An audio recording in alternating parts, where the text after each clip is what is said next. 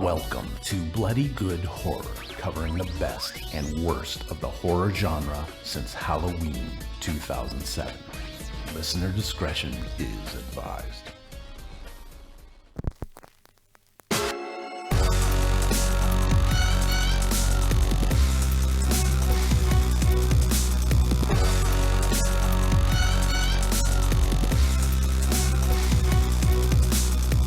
Hello everybody and welcome to another exciting episode of Bloody Good Horror. My name's Eric and I'll be your host for this evening, where we will be reviewing Train to Busan. We promised to make Joe read subtitles at least once a year. This year we got it in right under the deadline. I'm the editor-in-chief over at bloodygoodhorror.com. Joining me tonight, first up, he's the beer aficionado at Bloody Good Horror, coming to you live from Chicago. His name is Joe. I am shocked to find out that the lyric is not "and Van Halen is overrated." What? Apparently there's multiple sites dedicated to Drops of Jupiter, that song. Oh. Yo, Drops of Jupiter from 2001, bro. Didn't even qualify as 90s. Yeah. And apparently the line is not "Van Halen is overrated." All right, great. Next up on the show, he is the web developer at bloodygoodhorror.com, currently toiling away to bring you the best year-end lists in the biz. His name is Mark. You see, because we're doing Train to Busan, so we were talking about the band Train and how much John loves I them. didn't even put that together. I was in on the Train conversation, and I still didn't understand his aside. Van Halen is overrated. Next Van up, Halen is overrated. next up on the show, co-host of the Instamatic, coming to you from Indiana. His name is Casey. Hi. And finally joining us tonight, Scandinavian everyman, Duke graduate, Manhattan resident, and the business manager at bloodygoodhorror.com. His name is John Schnars. That is my full name. I also respond to Mr. Schnars. Breaking Nasty. tragic. Do you also respond to Papa Bear on your shirt? Yeah, that is true. Listen, Casey, when you get a T-shirt from your kids for your birthday, you gotta wear it every once in a while. So I was gonna say that had gift written all over. yeah. Oh yeah. Someday I'll tell you guys about the mint green hooded sweatshirt I got from Washington D.C. from my daughter for my birthday. It was lovely. Although I guess it would be weird if John walked into a store and bought himself a Papa Bear t-shirt. I mean, it's questionable at any level. I'm going to a convention. This is my shirt. Just before the show tonight, guys, tragic breaking news. I decided to take Mark's advice and start a Twitter list so that I could start, keeping record of all these Schnars lookalikes. When I discover that Sebastian Stan does not have a Twitter. AKA the Winter Soldier. The Winter Soldier himself. Can we just talk about what just happened behind Yeah, what's going on behind you? Oh, I have no idea. I think Laura just snuck behind you and took the dress off of your ironing board, and it looked like a ghost. Cool. But the important news is that Sebastian Stan does not have a Twitter. But you know what? I'm going to soldier on, pun intended, and I'm going to make the list anyway. And instead, we're going to bump Dane DeHaan to number 1 from Chronicle. And I may just add one of the myriad of fake Sebastian Stan accounts just for kind of completionist sake. Yeah, there's fan accounts. But there's something like the humor is lost. To me, the really funny thing is the idea that a celebrity or their assistant or something might be flipping through their Twitter and be like, who the fuck is John Schnars? I want the celebrity. I want the celebrity. More like John than anyone else you've ever said looks like John. Oh yeah, no, it's uncanny, like a prepubescent Schnars. It's Dane DeHaan. The best kind. Poor guy's probably it's like, come on. But yeah, I want the celebrities to actually see this and be like, what? That to me is the best part of the whole thing. And also, we had a great submission, a new one of Melania. No, not Melania Trump. The daughter there. Ivanka. Yeah. Somebody, Tony posted a mirror selfie of Schnars in a black T-shirt, and then Ivanka Trump taking a mirror selfie in a black T-shirt, and it's pretty close. It was, first of all, it was probably one of 2 mirror selfies I've ever taken, because I was wearing the Bloody Good Horror T-shirt from 2 years ago and was sending it out to everyone saying, do you deny the resemblance? Listen, Ivanka Trump is a lovely young woman, and if I'm to be compared to anyone, So Oh, be that's it. the way I just sent that. I've often doctor. thought that John had the body of a lovely young woman. That's right. First lady. Here we go. I'm gonna send. Before we get to business, I'm gonna send this link. You guys take a look at it at your leisure and let me know if you think that it, you know, is worth putting her on the list. But what I also would like to say is, while people are going back from Patreon and listening to back episodes, BGH classics us anytime that I happen to say somebody looked like Schnars, so that we can really populate this list and get things churning here. So then there's just boy. kind of a record for it. I think this is Mark. I give Mark full credit. This was his idea. It was a very good idea, the best idea, stupendous, and we're gonna make it It's happen. gonna be We're gonna get the best ideas. All the best ideas. It's gonna be huge. We're gonna make Schnars lookalikes great again. So there you Gonna go, be better than China. John. Oh, Eric. Why don't you tell me a little bit about the magic that you work at the end of every year and what you're seeing from this year's cultivation of data? Yeah.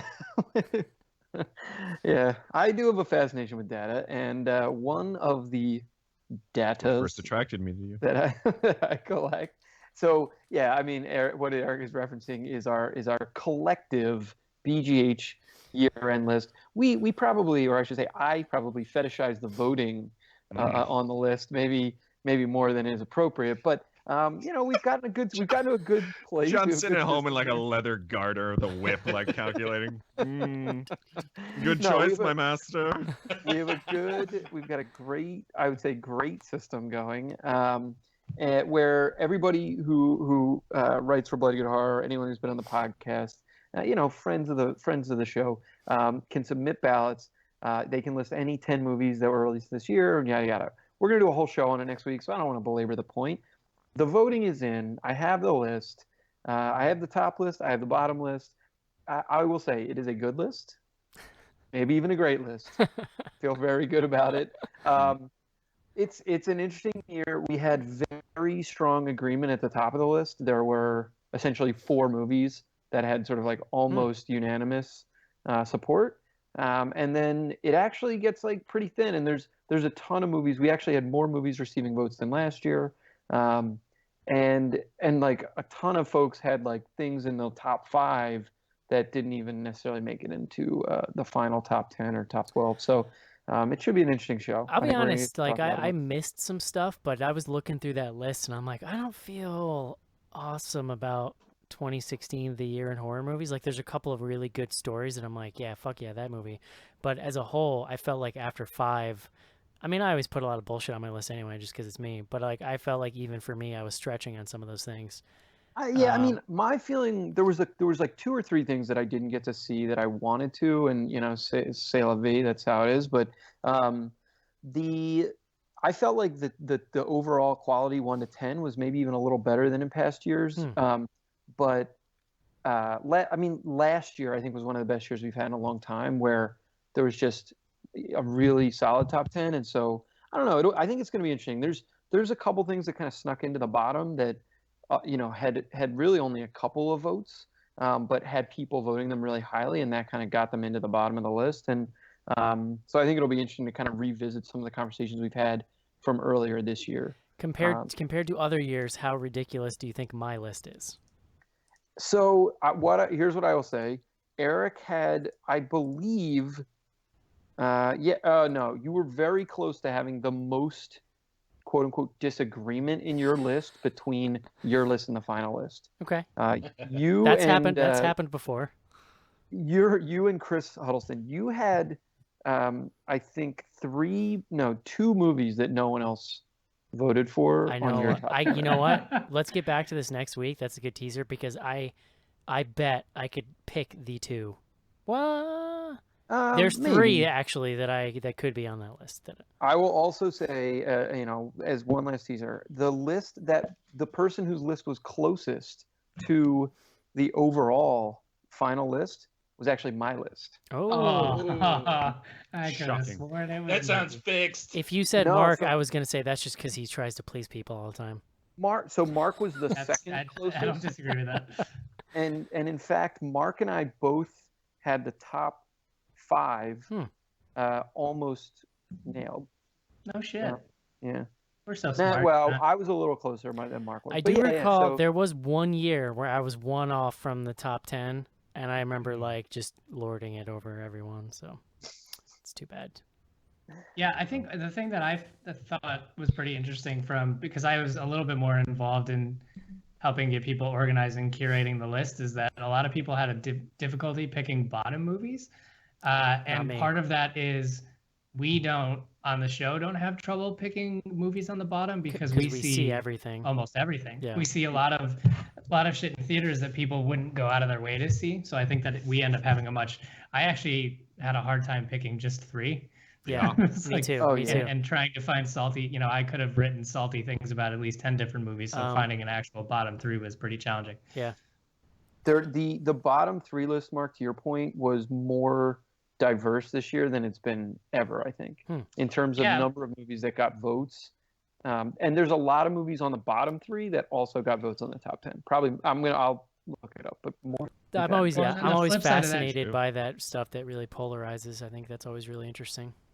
Yeah, I mean, the other thing too that's different, like these past 2 years than the previous years, is we actually have like a pretty full stable of writers who are writing constantly. So they're seeing the bad movies they're seeing are completely different from the bad movies that we see. Oh my God, there's so many, like there's multiple movies in my top 10 that are things I fully expect that we all saw and nobody else did. I don't know. I mean, reading or looking at the reviews that our writers post every day, and like they watch some pretty awful shit. Yeah, that's true. But one person might review something, but not everyone else is going to go see that, per se. Like Star Wars. Yeah. Like John and I saw it. You guys apparently are fucking living in the ice age. Has anyone looked? I'm curious to see what the numbers look like. I just Christmas party, hilarious. I'll be honest. Like I want to see it. It looks great, but I did not feel compelled like I did last year. Like I have to get in to see this weekend one or whatever. No. Yeah, no, I don't. That's fine. I think you should definitely go see it. Like you should not. Yeah. Like you should definitely go. 8 p.m. showing opening night. Yeah, Loved it. I saw 8 a.m. Saturday. IMAX 3D. It was pretty good. I was dying going back to last week's show and listening to Joe talk about how he can't put his feet all the way up in the movie theater with the. It was a disaster. I had the same problem. So before we totally get off the year-endless topic, you should go to bloodygoodhorror.com. We're posting new ones every day. And because I inevitably count wrong with the amount of days I have left in the year, it'll usually come through like a torrent towards the end of the year when I realize there's probably 5 I haven't. Yeah, I was posted, surprised to only see 1 going up today. I thought that was a bold move. I think I had to make sure it's so we're using a new system for it this year, and I wanted to make sure I had to make some tweaks to it, and I want to make sure that everything worked perfectly. So we had to start slow, and then over the next week or so, you'll start to see a lot more popping up on the site, and there'll be by the time you hear this, there'll be a little promo on the homepage where you can go see all of them all at once.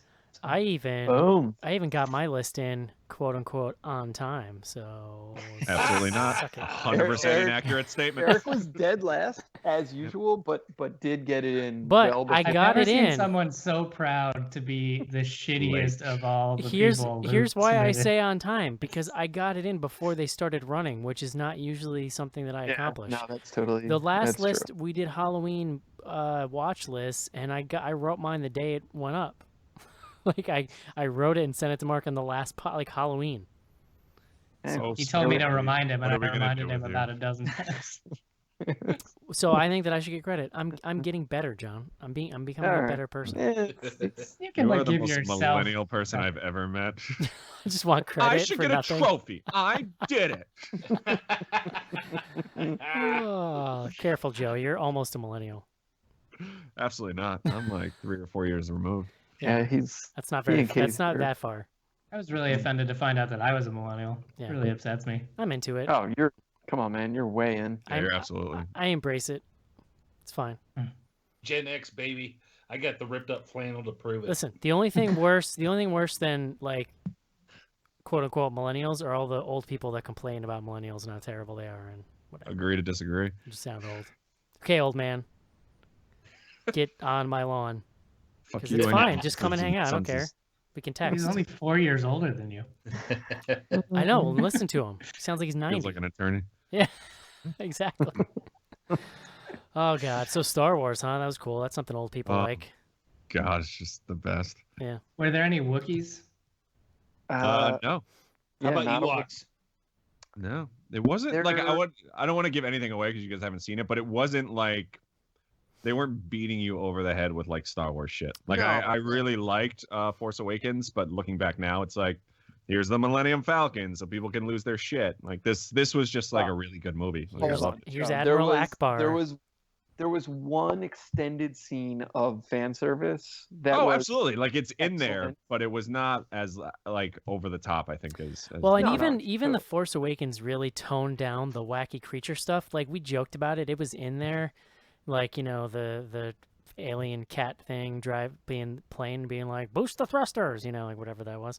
But like I went back and watched TBS had a marathon of the originals over Thanksgiving, and I was watching it. And I'm like, man, there's so much silly like animatronic puppetry shit in these movies. Like they actually did scale it back a lot. Well, they got a little bit of it in, but I don't know.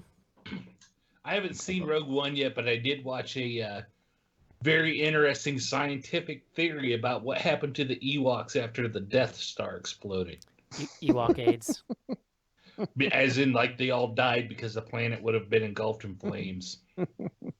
But wait, like Luke, They and were all all them on the back planet, on the though. planet after. Yeah, isn't that where the Where the party was. ceremony was? Yeah, the party. The after. I don't know. I'm just telling you what the scientists told me. It's got to be real because they use science. They said Science, John? They said science. It's right in the title of the article that he read on BuzzFeed. Exactly. Yeah. That means it's real. After the Death Star, it's the after party. I'm gonna have to check Snopes on that to verify that actually happened.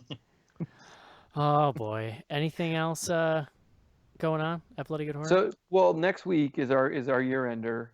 We will probably be taking a week off after that in terms of Mhm. scheduling, and then we'll be back with like 18 straight movies in the theater. That's awesome. I'll be honest, I get very excited about the year-end show. I enjoy the gradual unsheathing of the list. I find it to be erotic and very fun. Go on. So Simmer down. I like We always to. record the year-end show during my vacation, so I just get excited about day drinking. Yeah, I was gonna say we usually just end up getting drunk during the show. Yeah. That's really what happens. I'll try to tone it back, but yeah. I like that. No, I'm gonna tone it up. Yeah. I'm good. My goal this year is to outdo Joe, which means I'll probably be passed out, or complaining about my sciatica the next day. All right, guys. And Hal. Joe, Yes, sir. what are we drinking? Oh, we're drinking a beer for the movie. What is it? Bridge of Terabithia? Is that what we watched this week? Yeah, I think so. Bridge. Yeah, It was it's translated a little oddly, so I wasn't sure. yeah, the subtitle's Owls of Cthulhu, I believe. I don't know what that means, but I like it. What is it? That was It a movie. Trained to. I just spelled beer on myself. Trained to Busan? Does anyone know how to pronounce this? Busan. Busan, they Yeah. say in the movie like 1,000 times. Busan. It's Whenever Didn't have to be translated. it's Busan, son. Check your hand phone. Anytime we do a movie with subtitles, I just mute it because I feel like there's no reason to even listen to these people. That's a good point, actually.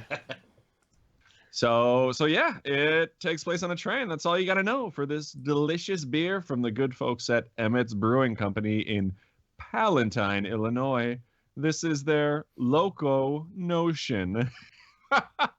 You get it? Oh, it sounds like a train. Loco Notion is a pale ale. You know that what? This... I'll give you Yes, that, sir? Joe. That's pretty good. Oh yeah, I'm absolutely. gonna give you a win on that one. I couldn't tell if Eric was not paying attention or if he was just trying No, to I make sense wasn't, of it. but then, I like- don't know if I get it. I wasn't, but what he said then slowly seeped into my brain, and I put it together, and I was like, yeah, I'm It's okay a with that. real, it's a thinking man's piece. Proud of you. So this is I've talked a lot about IPAs. I don't know if I've done a ton of pale ales. I mean, I'm sure I have, but I haven't talked to them about them as much as like an IPA. Pale ales are sort of like a scaled back version, so they get that hop, the hoppiness to it, but there's definitely a lot more malt in here, so it's a little more well balanced. Now the term is a little loose because you get something like Sierra Nevada's pale ale, which is like super hoppy, and a lot of people would categorize that even as like an IPA. But this one I would say is a little more toned down, a lot more drinkable, Only comes in at about 4.3% alcohol, so it's not super high. It's just kind of like it's a great beer. Like if Christmas Day you're gonna be cooking, you want to get like hammered. You can just drink these all day and kind of keep your buzz going, and still like maybe drive to the Walmart if it's open to get batteries because you forgot to put them in. Yeah, there's a scene you painted. Sounds The sounds important like thing about Christmas in America.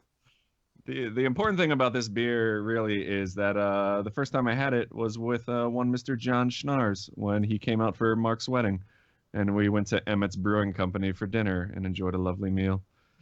Delightful. Held hands. Some of the worst service we've ever had in our lives, though. I mean, Mark's wedding was Up there. Mark's wedding was pretty great, but I always remember that weekend as the weekend I discovered that Joe likes Windex on Facebook. Oh yeah. a lot of help. Surprisingly one of the things I remember most distinctly about that entire day. A lot of helpful hints on there. Ziploc too, if you guys need. I like Joe roll Chandler's over likes in bed Windex. and I'm just blindingly hungover and I'm just flipping through Facebook and I just see this big Windex ad and it says Joe Charnews likes this. I do. I don't know why I lost my shit. It's so funny. I mean, everybody loves a clean window. Who doesn't? Yeah. He's a man that knows what he likes. It makes that nice Lot of- squeaking sound. A lot of tips in there you're gonna want to check out. So yeah, Emmett's Brewing Company.com is their website. It's mostly like a local thing in Illinois, so come visit me and we'll go eat there. Otherwise you're probably shit out of luck. But Is that true? If someone visited you that you didn't know that listens to the show, would you go eat with them? I don't think that's true. For everything I know, might. everything I know about Depends. Joe tells me that that's a lie. it depends on who it is. There's There certain might be a people- vetting process. Right. Yeah, there's certain people I would probably just ignore that tweet. Would you just judge and by then- their picture or like their other tweets? Just like past experience, I would assume someone who wants to have dinner with me has tweeted me in the past, and if it's some creepy fuck, I'm just gonna pretend that I didn't get it till after they leave town. Wow, I really like putting you in the hot seat. This is fun. All right, guys. But if this ever happens and I do that, I didn't do it because of that reason. To whoever we're talking to right now, RJMC. Oh, Oh man. it is Come on. time to review Train to Busan. And number 3, never, ever, ever, under any circumstances say, I'll be right back. Because you won't be back. I'm getting another beer. You want one? Yeah, sure. I'll be right back. You see, you push the laws and you end up dead. Okay, I'll see you in the kitchen with a knife. This is Zoe Bell, and you're listening to the Bloody Good Horror Podcast.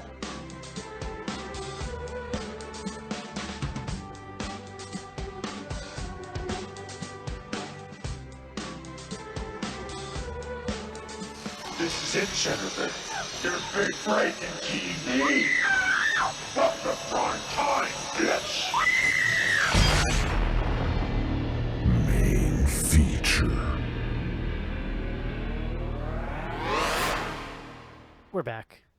I would say the last time you played that Cannibal House remix, I went on like a 5-day binge where I listened to nothing but like that guy's scores and then like all this weird like Italian like music. Ennio Morricone. I think. Yeah, I I was gonna think say, he did that. I thought it was Marconi. I think he did that.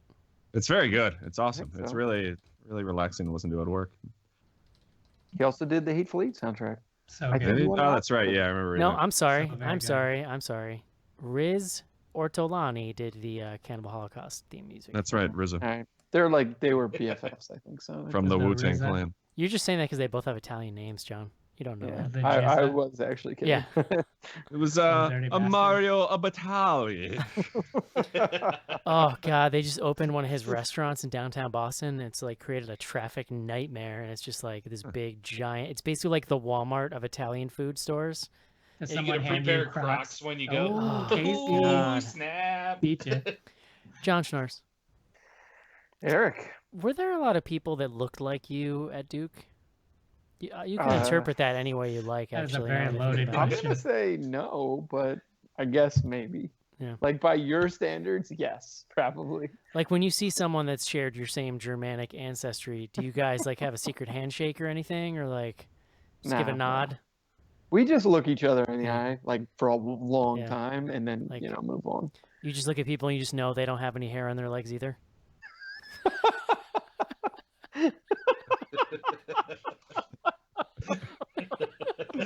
It's there. It's just clear.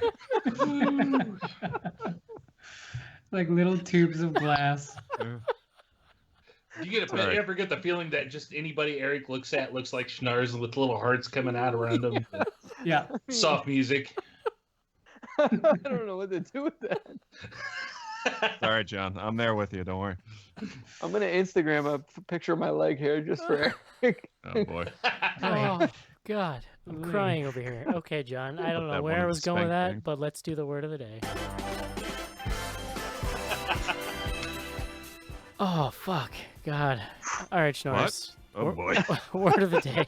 Eric? You're not muted. You know that, right? Oh, Oh, God. Christ. All I right. think Eric just evacuated. This is going to be a tough one. But I'm going to power through. Accept him. Accept him. Today's word is hydraulic jump. A hydraulic jump is a phenomenon in the science of hydraulics which is frequently observed in open channel flow, such as rivers and spillways. When liquid at high velocity discharges into a zone of lower velocity, a rather abrupt rise occurs in the liquid's surface. The rapidly flowing liquid is abruptly slowed and increases in height, converting some of the flow's initial kinetic energy into an increase in potential energy. I actually I see know. where he's going. Yeah, I know where you're going with this. I really like it. Why don't you tell us what that has to do with Train to Busan? So, Train to Busan is well, we had a little. I think we will have a little bit of a debate about whether this is a quote unquote zombie movie or more like I think Casey described it as like a rage virus type of situation. But either way, there's a lot of sort of special effects shots of huge hordes of zombies chasing after people and or sort of like being trapped by like a glass or a door. And then kind of bursting out into, the open. And so there's a lot of sort of like fluid dynamics in play when you see how these zombies move. And there's a couple sequences where there is like a wave of zombies that overruns another wave and kind of like converts into just like a spill or like it basically creates one of these hydraulic jumps where they like fly up into the air and then like come down in a wave. It's kind of crazy. Very World War Z, if you remember that movie. Yes. Oh yeah. Yeah, very similar. But better. To forget. Yeah, I mean, I think they really improved upon the special effects. If I remember, like World War Z, it looked World War most of Z those- had a scale to it that was kind of neat. Well, those shots Also were had a much Brad Pitt further movie. back. Yes, it also had Brad It's Pitt. hard to Although, go on that. although the guy who stars in this movie, pretty handsome. hmm He's like the Korean Brad Pitt. Yeah, he actually kind of is. Yeah, you're right. I mean, we have no idea. He could they could have found him on the street for this movie, but The Korean John Schnars, for all we know. put him on the list. No, So in Does World he- War Z, does he Eric, have- to your point, they're further. The shots are further back. Yeah, it's like- they're like much more wide angle shots, and like and distant shots. These are much closer, but like the at least to me the human or the zombie movements felt more natural. I don't know, maybe whatever. We're getting into the details, but there were some hydraulic jumps. It was actually super interesting to me how they had the zombies move at different times. Yes. You know what? John and Joe tonight really bringing it. Yeah. So Nice. you both. Joe gave me an eye roll. I saw it. I saw the eye roll, and Well, I mean, your word of the day is 2 words, and not really a word, but Joe I'll let stuck to his 1 beer rule as usual, John. I may have found it about 5 minutes before we started. Mark, Joe has nothing resembling a 1 beer rule. I think you know that. oh, Hey, we got a BGH Classics later about that, and then I started doing some digging, and just shit hit the fan today for me at work. I'd love to do the. I'd love you to do Stay the. tuned. I'd love you to do the math of like the number of shows you've been on and how many beers you think you drink in a show, and like calculate that out. I'd Oh, like to dear know that. God. And then we can God. see. And then we can see if it would like go to the moon or whatever. Well, you figure it's at least 3, and we're at 400, over 400. So Yeah, but I mean, I don't drink on every episode. There's some where I just that like drink true? water. Really? Oh yeah. Wow. And don't there's kill the some- myth. Don't kill the myth, Joe. I know. Yeah.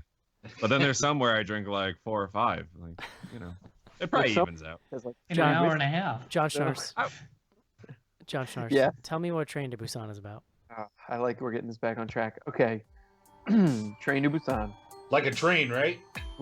Exactly. Back. Train to Busan, a 2016 South Korean, as we mentioned, sort of zombie apocalypse type of film. It is directed by a man named Yeon Sang-ho. I checked him out, and we have. I wasn't familiar with any of his previous work. He's not like sort of one of the Korean directors that we've necessarily seen.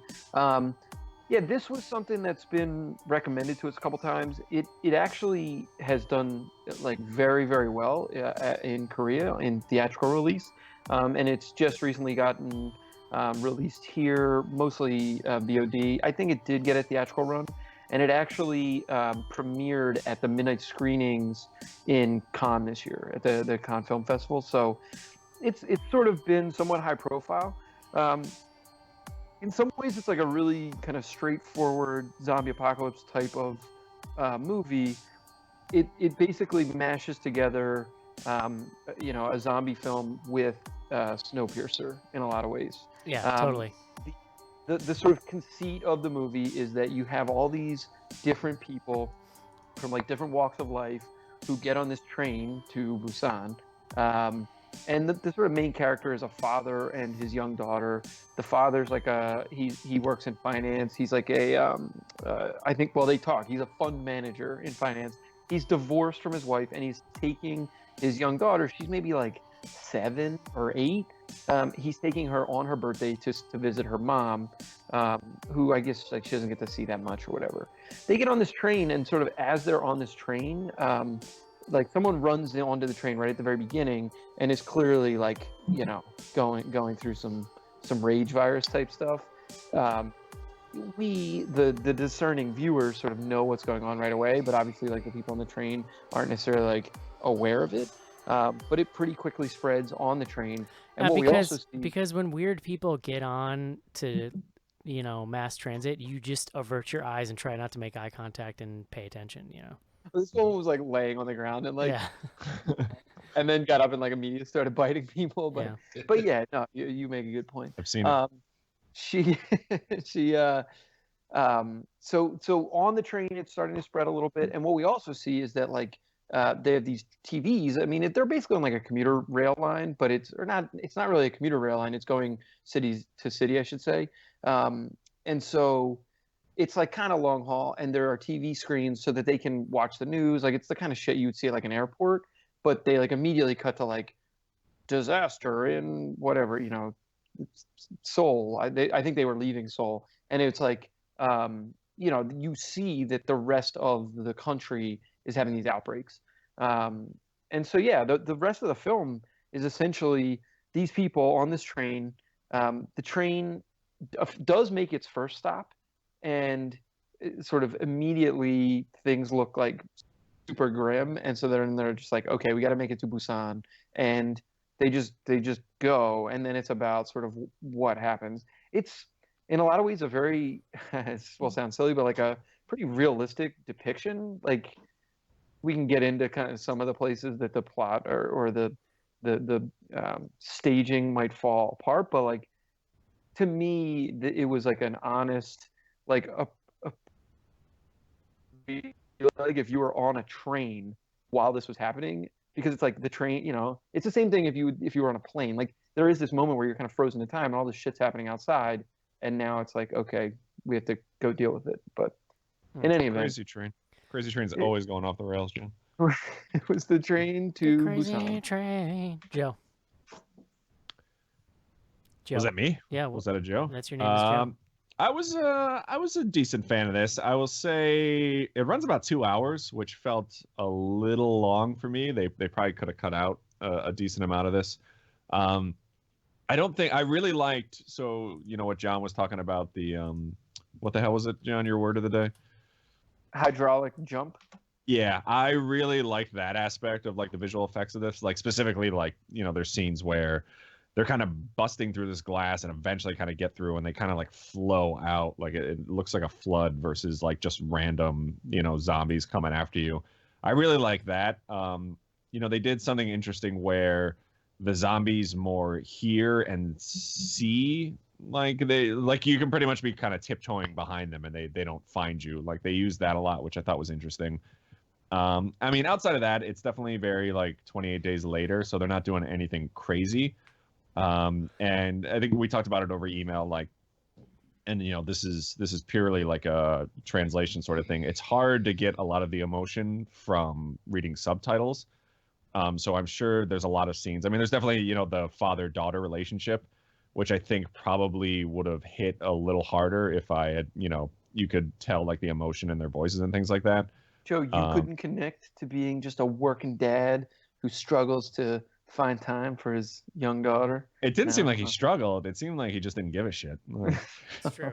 Yeah, but he had to work hard to afford his third Wii for the daughter. Yeah, it wasn't like he was at work like looking at a picture of her like, oh, I just got to get home and see her. It was more like, yeah, I know, I have to see her. No, yeah, he was sort of a douche. Yeah, buy her a Wii. That was part of the point, I think, is his journey from douche to like non-douche.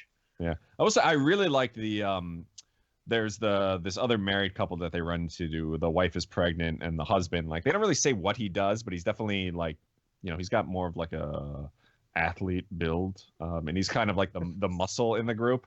I really liked his character. Like I actually, with where he goes, I actually felt more vested in than the father-daughter relationship. But overall, I was a fan of this. Like a professional brick shithouse, maybe? Yes. That guy does? That guy was a beast. He professional was awesome. face puncher. Just started punching zombies in the face. Yeah. Mark? Yeah. I like this. I mean, I don't think it was incredible. We actually haven't really seen a zombie movie in a while. At least I can't remember the last one that we saw. So as far as a kind of straight up zombie movie, I thought the effects were pretty good. I thought it was pretty tense. I thought there was just enough characterization, although we'll mention a million times, it's really hard for us to kind of read the emotion of some of these situations, because it's just like we can't tell, we're watching with subtitles, we can't tell if it's bad acting or if it's like meant to be that way, but it is very cheesy and very over the top. So I guess you could criticize it for that, but I also feel like the zombie action and all the stuff that happened was interesting enough that it didn't really matter that the performances didn't seem like they were amazing. But again, I couldn't really tell either way. Casey? So, yeah, there's definitely the culture gap and stuff going on here. Overall, though, I thought this was, at the end, it was pretty good. I would say, actually, it was really good. There was some really great tension going on in this movie. There were some times I found myself on the edge of my seat as they're trying to tiptoe through train cars and stuff. It had a nice claustrophobic feel and whatnot. To Joe's point, I felt like this movie had at least like 2 false endings, and it could have trimmed out probably a good 20 minutes at the end of it and made it really awesome. But it just kind of stretched on a little too long. There's some stuff that we didn't necessarily need. But yeah, I picked up on the emotional beats and stuff well enough there, what was going on with the dad and the daughter and whatnot. And it seemed like it was fairly obvious that that he was distant and then they were going to come to love each other and all this stuff. Like Joe said, the beastly man and his pregnant wife are the best pairing in this movie. I was kind of afraid, like in a Hollywood move, when it gets towards the end with the pregnant mom and what was going on with the girl's dad, that you thought that there was going to be something they were going to try and force in there. Luckily, they didn't, so I give them credit for that. Yeah, this was a good movie, and I really want to say, though, the zombies, I really love the zombies in this movie, because some of the stuff they did with them, like when they were on the ground after a person first turned and you'd see them, they'd have broken arms and stuff like that, and the way they would move and stand up and work out all the broken bones. It was good stuff. Very nice. John Schnorrs. Yeah, I mean, I agree with a lot of the stuff you guys are saying, and I would say overall I probably am closest to Casey in that I really like this, and the more I think about it, the more I enjoyed it. Like, to the point where I would even potentially watch it again. I mean, it's the kind of thing I almost wish I'd seen in theaters, because I do think some of the effects were good enough and would have stood up in a theatrical experience. It's the thing that's always like really interesting to me. It's not true of every time we watch a foreign film, but I do think, especially with some of the stuff from like Korea, Japan, like the non-European horror stuff, like the cultural, the just like the way that they portray relationships, the way that the like political tensions or like socioeconomic tensions in the film are portrayed is like super, super interesting to me, right? Like we're so used to the shorthand that's used in American films and I think British or other kind of English language films around some of that stuff, that when you see it in a movie like this, it almost like jumps out. I would also add that like to a certain extent, this movie is like borderline soap opera. And that's probably has more to do with it being Korean than it does with anything else. Like I don't.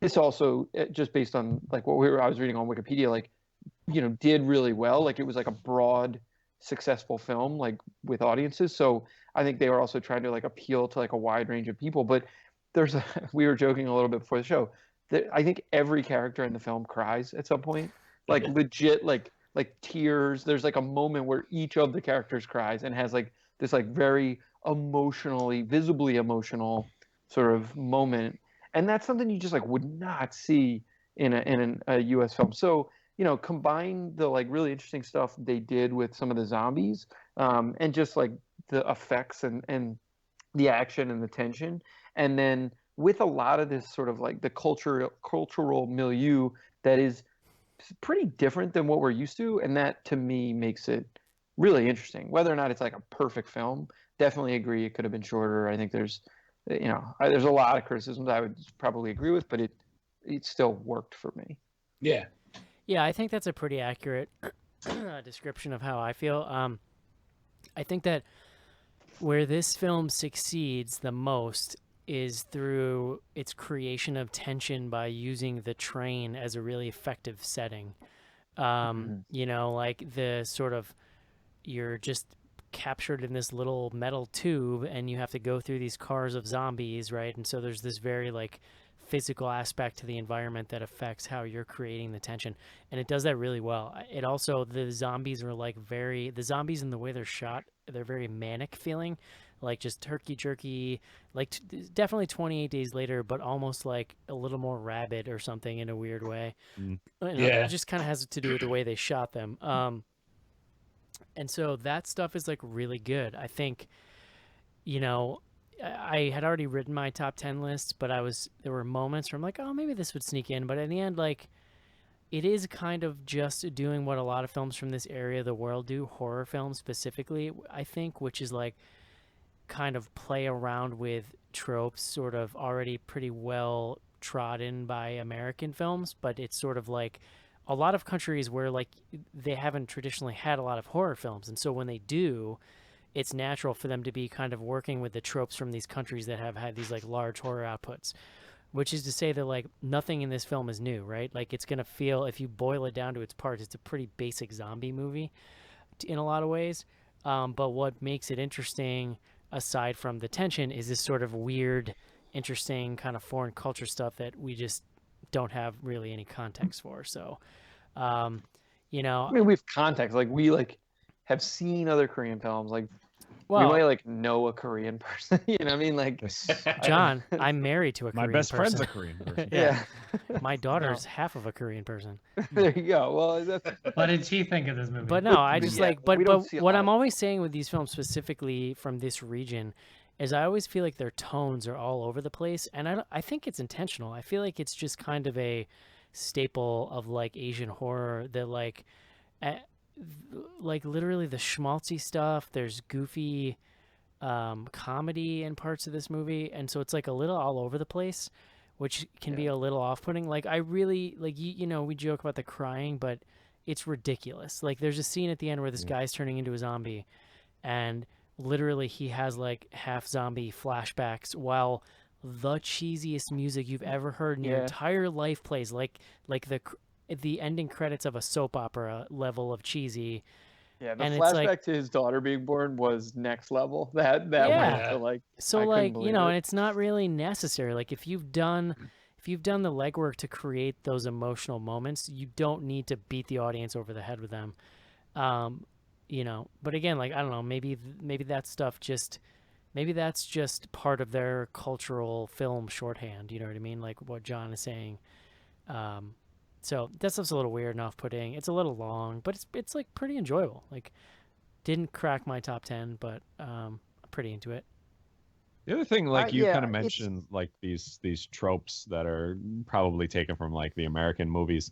The weird thing I found in this was at no point do they actually kill any of these zombies. Like you're used to like, you know, the shot in the head or whatever, or some sort of way to stop them. For the entire thing, they do nothing but really like hit them with baseball bats and punch them in the face, and like that's kind of it. It's Which I thought was also- kind of interesting, like why they purposely decided like we're not gonna kill any of these or, you know, take them out of the Well, scene. they don't have first of all, they don't have a gun culture like the U.S., so it's not like everyone's just like walking around with fucking guns. I don't think. But that's a valid point. I mean, that's part of it. But I do have to agree. It take was- issue with this scene where like these zombies are shown to be just like ridiculously rabid and effective at murdering people, and yet these three dudes with just like taped up forearms Like, are able push to them out the way. are able to just beat their way through the first car. It was like, all right, dudes, come on. Like the way they get through the rest of the cars makes total sense. Like they're trying to trick them. They learn this thing about the light. It's like more interesting. But the first car they go through, they're just punching zombies in the face, and I'm like, this doesn't seem like that would work. Zombie punchers. You know, another thing, that I was thought part this of the- movie. like, I'm cool with all the rest of this except that one. No, I mean, I think to like John's point about the lack of dying zombies, I didn't feel like this movie was particularly gory as far It's as not, zombie no. movies go. There's well, did there's you some, guys see it? some It was ambient basically blood, rated, like, I guess. It was like their PG-13. It was rated whatever, like based on the rating that they showed at the beginning. PG for punch, good. Yeah. Am I right? No, I actually really like that scene where the dudes are just like, because it's basically the character that Joe mentioned. He's basically like a bouncer. He's like a bouncer from like a bar. I mean, whatever. He might. I don't know if they say what his job is, but he's there with his pregnant wife, and he's kind of like a meathead. He's like their version of a meathead, but he ends up being awesome. He ends up being like the coolest dude in the movie. And that sequence where he basically is just like, okay, they're 3 cars away, and we have to go through all these zombies. Fuck it, and like literally starts wrapping.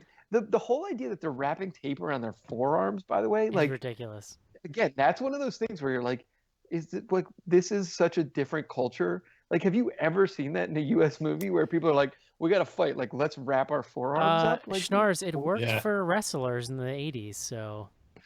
No, that was just the wrist. Yeah, Thank they would wrap tape around their fists and then just knock a dude out cold. At least wrap your fists in tape, dip it in glue, and then dip it in glass. Right. That makes sense. Oh yeah. Exactly. Yeah, that's like basically what it made me think of. Is I was like, is this like a fighting style thing they're doing? So, like, I don't know. One of the things that's also unique about this movie is the zombie rules. I was mentioning this. I was kind of just sending people messages as I was watching it, and one of the things they do early on is they determine that the zombies don't try to attack you if they can't see you, which I suppose makes sense. But the first time they like end up in a car and shut the door, a woman thinks very quickly to wet a bunch of newspaper and slap it up against the window so that they don't Which is attack, like, which I can confidently say is I've never thought paper macheing the window would be something that I would see deployed to that effect. Well, the same with the spraying. Oh boy, Joe. They use the what's it called? John, the fire extinguisher. John, you're roboting out over there. That's a robot, son. Yeah. Say something now, John. They were using the fire extinguisher the same way. There he is. They were using the fire extinguisher. Bleep, bleep, bleep, bleep, bleep. I got some I'll of go that no fake video. snow from Christmas. Oh, please don't, Joe. Oh, sorry. Put your pants back on, Eric. Show's over. Yeah. Eric can't stay hard to that avatar. Yes, he can. Challenge Let's be honest here. All right. Let's bring it back. So, Train to Busan. Any other moments you guys enjoyed on the train? How can we talk about the daughter? She might have been. It's hard for me to say exactly, but one of the best performances by an under 10-year-old I've ever seen. Yeah. I really agree. liked her too. She was super sweet. Like, even, I mean, we talked about the subtitles and not being able to connect much, but like anytime she like looked up with like those eyes and started talking, I was just like, absolutely, yes. Yeah, she was great, but she was also like the biggest contributor to the soap opera feel of this movie. Yeah. I think Yeah. because the only lines they wrote for her was her either being super sad, like when her dad forgot her birthday, or she was freaking out and crying and being scared. So that's all they really gave her to work with. So it's not that, like, I'm not saying that she was a bad actress or anything like that, but No, I mean, she listen, was they great. they asked her to carry like a bunch of scenes in That's this the- movie, yeah, and that's- she did okay with That's the writing more than anything, I think, honestly. Yeah. But at the same time, like when there was one point in the movie where Dad pulled her aside and sat her down in the chair, and the two old sisters came through, and she jumped up and she's like, "No, you take my seat. You can have it." It's like, yeah, that's right, little girl. You're Oh a my good God. kid. That led to my favorite line in the movie, where before that someone else wouldn't get up for the old lady, and her old lady friend goes, "Back in the day, we would have just sent them to re-education camps," and I was like, "Well, that's messed up." No, and then the other woman says like, "Yo, you're not supposed to say things like that." Yeah, that line had to made me actually like look up on IMDb where this movie is from again, just to be sure, because that sounded like a really Chinese type of story beat there. Oh, man. Or I mean, it could have been Japanese, like there's been some. The Koreans are having a rough go of it right now too. So Yeah. Yeah. John of the World is having a rough go of it the last couple of days. Yeah, you're right. But yeah, That's I why we thought watch movies. that was probably my one legitimate LOL during this movie. I also did like give how me your handphone. so was we pretty should solid, like too. the subtitles. We watched this movie with what I would call unofficial subtitles, and they were so bad it was hilarious. Like he wants the guy's cell phone and he goes, "Give me your handphone." Yeah. What were the kids chanting like at the beginning where the girl sits down next to like the baseball player? Wasn't it like accept her? Accept her. Yeah, 'cause she was Accept trying her. to sit next to this Accept dude. her. She was trying to sit next to this dude, and he was like, "I don't want you to sit next to me," and everyone just started chanting, "Accept her." I actually feel like the subtitles were really, really bad in the beginning, and they got less bad. They got better, yeah. Although there's less talking, right? Yeah, that's probably true. Yeah. No, I mean, you guys will think this is ridiculous, but the sequence in the very beginning where the dad is on the phone and the woman's like essentially like telling him to like whatever sell something on the side, like that shit made legit no sense at all. He was like, "You want me to sell all of your stock market?" Like, Yes. What we do after the market goes down. It was like, what are you talking about? 100%. I did like it in the sequences before the train due to the subtitles that Dad always spoke to himself in the third person as well. Dad promises to take you to Busan someday.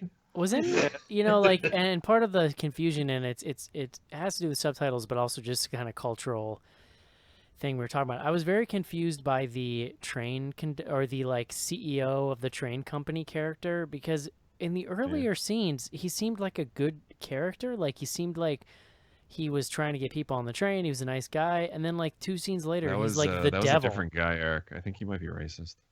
No, it was not a different guy. No, No, I because think when I know they're what at the he's talking station originally, he's like on the phone. And he's like, "We got to get out of here." I don't know. Well, yeah, and he's trying to basically like find a safe train to land, Yeah. and like you're kind of like, oh, maybe he wants to like help everyone, but then It seemed like it took a hard turn at some point. Then I was like, "Wait, what?" I thought that guy was like okay, but he's not.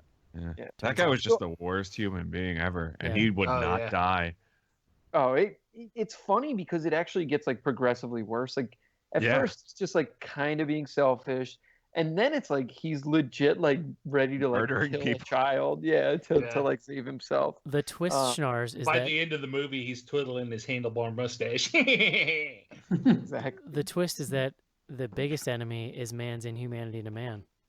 That's That's true. the twist. You could say capitalism too, like that too would probably qualify. And a train attendants. Society. You know, it's funny because it's funny. The messages are like Wake up, sheeple. the messages are like sort of mixed, right? Like the daughter keeps shaming the father because she's telling him that he doesn't care about anybody else, and he's like, "Yo, it's the zombie apocalypse. You have to worry about yourself." And he's kind of right. Yeah. I mean, like certainly you don't actively try to murder people, but like you can't be going out of your way. Like there are several scenes in which she makes that point to shame him, and then if he had done the thing that she wanted him to do, they both would have been dead. Yeah. Everyone, like not That- just the two of them. I loved that scene where they get halfway through the movie, they get to a city, they get off the train, and they're walking down the stairs to what they think is like a bunch of army guys, and they feel better. And then when they get closer, they realize they're all zombies, and they turn around and book at them. It was so. Oh, that was one of At the the end of best. the escalator. That was one of the best scenes in the movie because like you knew that something was up, but I did not guess that it was going to be that insane what they ran into. Yeah, that was like a legitimate out loud, oh shit, when they all turned around and looked at him. It's like, And then oh god. that whole scene had a great kind of kinetic energy to it that was nice. I mean, I think, you know, at the very least, this movie has lots of great sort of like classic zombie beats, like the scene where they're kind of hiding behind the seats. I think it's like them and the guy who I think was homeless or something, or I don't know, the kind of like kooky guy. And they're like counting down, like they're gonna take off, and then he steps early on a soda can, and the zombies turn around, and then the shit just like hits the fan. I just thought this movie like was full of little fun moments like that I think made it really fun. So Was that guy supposed guy to be that's- a homeless guy? Yes. I was gonna ask about the homeless guy too. I don't know, and like I thought that's what it was. he sort of like knew, like, because at the first time you meet him, he's like talking about how like everyone's gonna die, they're all gonna die. Like what was his deal? He like knew shit, or it seemed like he knew shit before. Well, it seemed was like gonna shit happen. was going down in the train station, like immediately after everybody was kind of boarded. So I got the impression like he saw all that happening and then jumped on the train, but nobody else on the train did. That character though seems like kind of like a trope from Asian films in general, like Snowpiercer, which wasn't necessarily an Asian movie, but it had a lot of Asian effects and stuff like that. Well, They had a so guy, did the director.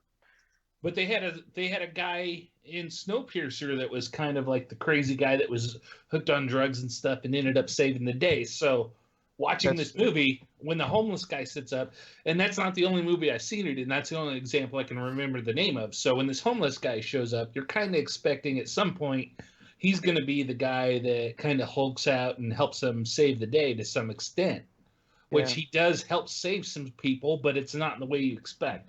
If you are listening and know more about Korean cinema than us and know what that character's deal is, because Casey, you're totally right. Like there is that exact same character in Snowpiercer. Yeah. And like I'm trying to think, like even in some of the other movies, like there's definitely been, I don't know, that kind of character in other films. It's almost like a drunken master type of thing. I just couldn't tell if he was a homeless guy or like in a band. No, I would go homeless. Dude, he was like physically dirty. He's like in a band. Next level dirty. Yeah. He was in a physically dirty band. Yeah. That was the name of the band, actually. All right. Would you recommend this movie, Joe? Yeah, I'd watch it. I wouldn't go to a theater. Mark? Yeah, definitely. John? Yes. Casey? Indeed. I think if you like zombie movies, yeah. If not, you know, it depends on what you're into. It's my new answer every week. All right, guys. Time to do absolutely helpful fan mail. A Nightmare on Elm Street, Part 3. Freddy's back. That was great. If you've seen 1 and 2, you have to see number 3. Totally bizarre. A total nightmare. It was better than all of them combined. Freddy's a nut. A Nightmare on Elm Street, Part 3. Dream Warriors. Rated R. Now playing at a theater near you. Hi, this is Mark Corvin. I'm the music composer for The Witch, and you're listening to Bloody Good Horror.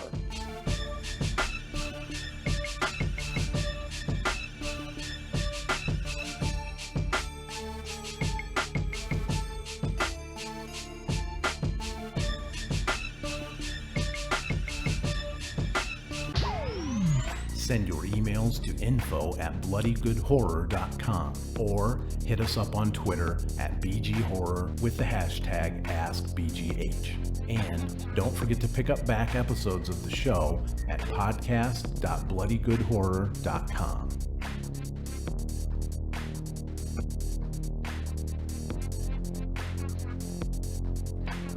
And we are back. Freddy's a nut. He is. It's true. I don't know if I've heard that one before, man. It killed me. That was solid. Mm-hmm. We've ran it a few times. We got one I love email. it. Like the best they can do is bizarre. Like someone describing the movie as bizarre. Freddy's They're like, Freddy's a nut. we got to run this. If you see 1 and 2, yeah, you might as well see 3. First up, Amber. Actually, first and last. Hey guys, I think we've talked about this before, but it's worth mentioning. Big fan of the podcast. I thought I'd send through some info about a beer that'd be perfect for Joe if you ever do a Reanimator review. Ooh. Apologies if it's already been mentioned. Okay, so it's oldest beer recreated from shipwreck yeast. Huh. Did you see this? It looks like, let me... What's the name of the beer? Hold on. No, just describe the bottle. Sorry, she just sent a link and then I didn't put the rest in there. Research. God damn it! It's gonna start playing riveting. video too. Okay, yeast. Oh my god. Yeast microbes. Water from the world's oldest bottle of beer. Barley. A 220-year-old bottle found in one of Australia's earliest shipwrecks are being used to create a new modern beer with the characteristic taste of the 18th century brew. That sounds disgusting. I feel like we may have talked about this, or The maybe yeast someone sent it to us. Was But grown yeah, it from the rings a bell. contents of a bottle of beer recovered from the wreck of a Sydney Cove, a British trading ship that got caught in a storm near the island of Tasmania off of Australia's south coast in 1797. Blah, blah, blah. So, yeah. Yeah. Dogfish does a lot, or has done a few. Like they call it like their Ancient Ales series. Yeah. Where they found like clay pots and stuff. Like I think there was one that they even found. Like they used the recipe of what they thought was like King Midas's tomb, and created a Midas touch, like based on what they examined, like in these pots. So yeah, it's really interesting. Very nice. That's the only email, info@bloodygoodhorror.com. Mark. Yeah. Twitter me. Yeah, so we've got two different hashtags we use. One of them is BGH Classic. So if you are a patron, if you go to patreon.com/bloodygoodhorror to access back episodes of the show, and you are listening to back episodes of the show and hear something you think is funny or should be called to our attention, tweet us with the hashtag BGH Classics and we will read it on this here show. This is what Joe was referring to earlier. This is from Mike Burns Who. Episode 204, Cabin in the Woods, and episode 328, Unfriended. Joe uses Sweetwater 420 2 times. Oh yeah. So after I saw that, I started going through my list and just like randomly checking things. There has been so many times where I've used a beer twice. Oh, that's hilarious. I can't believe that no one has picked up on this earlier. Yeah, like 5 or 6 times at least. Of all of the awful things that have happened in 2016, this might be the worst. Yeah. You know, after the amount of slag I've taken from Joe, John, I'm just sitting back. You don't even have a way to check if you've duplicated. I was going to say, Joe can check his issues. That's by But design. Joe, doesn't that kind of make it worse if you do have a way to check? Yeah. You know. Well, you know what I discovered is like I'll put like abbreviations for like brewing company in there, like so I just I did some cleaning up today. Your system broke down. The system broke down, and here we are. And listen, Whatever. I don't judge you. We're here. We're having a good time. When we were talking about it before, I took a look, and there's been 408 beers of the episodes. So, there's bound to be some repeats at this point. Wow. Well, data integrity issues are common. Cool. Oh wait, no, I was doing the math on how many beers I've probably drank. I don't know. There's been a lot. Let's just move on. Are you familiar with a calculator? Okay. You don't have to do it by hand. So should we do Ask BGH now? Sure. We ready for this? I'm waiting for you, buddy. Or do you guys want me to read the movie guide for Office Christmas Party? No. No. No? Okay. So we're also. Are you on just Twitter with just hashtag- visiting Movie Guide in your spare time and reading reviews? No, I just wanted to make another stupid joke about Office Christmas Party. It's not like he's putting together a list of people that look like John while we're recording the show. Listen, that's important and relevant to the show. Eric's busy writing his year-end list while we. One-handed, no less. Top 10 people that look like John by Eric. Okay. So we are also on Twitter with the hashtag #BGH. So if you want to ask us a dumb question or a really poignant, interesting question, tweet us with the Number 4, hashtag John, #BGH. looking in the mirror. That's We'll do only our that's best only number 4. to answer that question. First one. I'm just gonna work through this. This is from Burninator Ben. Brock Lesnar injected with 3 elephant tranquilizer darts, or Candyman with a wired shut jaw. Ooh. Wow. I think So Candyman. So Yeah, I bees, gotta go Definitely Candyman. Candyman. so bees can't Yes. come out. What He's is got a hook. I guess Yeah, bees can't come out, and he can't I have- be very charismatic and seductive. I have but he's to got a ima- hook. He's got other holes. Yeah, I have to It's also- imagine. I have to imagine that a supernatural bee is gonna find its way out. Yeah, that's true. It depends on how tightly his mouth is Right. shut, I guess. We could also explore the possibilities that Brock Lesnar recreationally uses tranquilizers, so Yeah. maybe he's like immune to their. That's true. It true. actually makes him stronger. Yeah, Yeah. it just makes him angrier.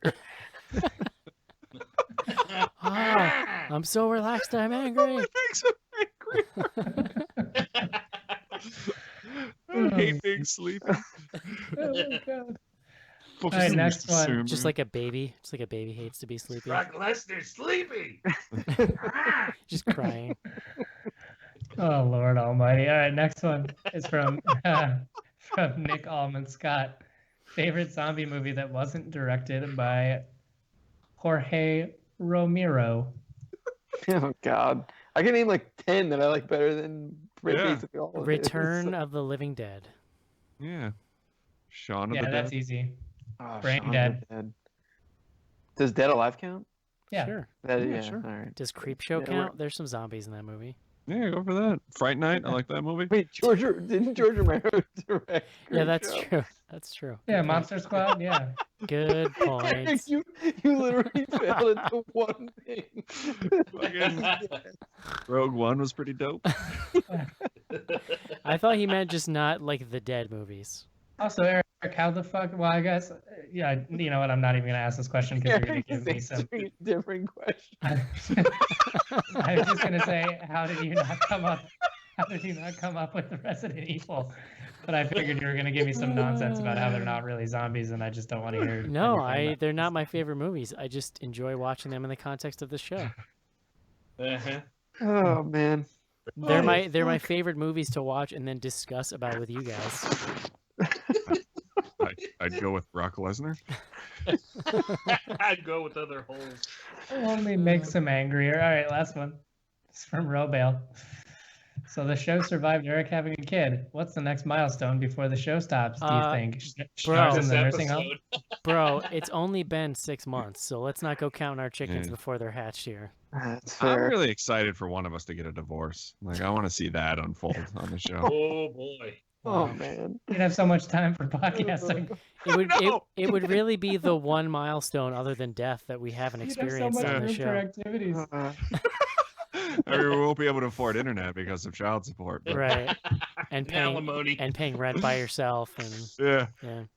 Oh, all fuck that it, Joe. money We've spent got on a hot pockets. Joe's like, I got a sick apartment in the city. It's above a bar. we've got a guest room if you don't mind warm winters, Joe. Yeah. We've got a guest room too. I mean, Leslie and I pretty much decided, like, you know, if that ever comes down, like, I'll just move into the guest room and we'll just call it a day. We got a I plan, thought guys. you were gonna go with like she just. You'll just had live me- in a loveless house. Yeah. Except for floors. It'll be fine. Sure. Don't worry, guys. We got a plan. Mark, are there any feel BGH great. classics? Did we do them already? Besides the one that I read, Just the one? Okay. just the one. Has anyone written in to tell me who their Schnarr's doppelgangers are? How would I even look for that? I don't know. I have no idea. Okay, search the internet. idea. If you go to And Twitter, the answer is no. if you go to Twitter, you can check out the list, John Schnarr's lookalikes. It would not let me fit the entire title of people who look like John Schnarr's because I think that's funnier, but who am I to say what's right? I bet if you searched, if you did a Google search on actors that look like John Schnarr's, you'd find your old post on JoeBlow.com. Anyway, so hit me up if you hear people that I say look like John. You probably could have just called that list white people. It's expensive. I'll just put that in parentheses at the end. Just white people. What's next week? Year-end show. You literally just said you were so excited for it. I am. That doesn't mean I remember what's next week. What's wrong with you? I'm worried about you, man. We're going to have to nail down timing, but I think we discussed the 26th. Yeah, Monday. Monday. Yeah. Monday. Sweet. Cool. Should be a parquet. Meanwhile, Mark, what's going on with year-end stuff at bloodygoodhorror.com? We'll have a number of year-end best and worst lists going up every day from now until the end of the year, and then at the end of that, you can. Oh, you muted yourself, buddy. Oh, yeah, I know. I got too excited. You can expect John's epic tally of all of the best and worst with some expert analysis of our incredible picks at bloodygoodhorror.com. Tallywhacker. Very nice. Wow, I was just about to say something, and I have no idea what it was. Well, might as well use this time to plug our Snapchat at BG Horror, run by one Mr. Joe, and Cece, who runs our book club. You can check that out. There's actually a tab at bloodygoodhorror.com where you can go and find out what we're reading currently. Yeah, hit up our Snapchat because I'm going to be in Disney World in a week, and shit's going to be on fleek. There you go. Info at bloodygoodhorror.com. That's our discussion on Train to Busan. Hope you enjoyed the show. We'll talk to you soon. Adios. See you. Goodbye, everyone. Bye-bye.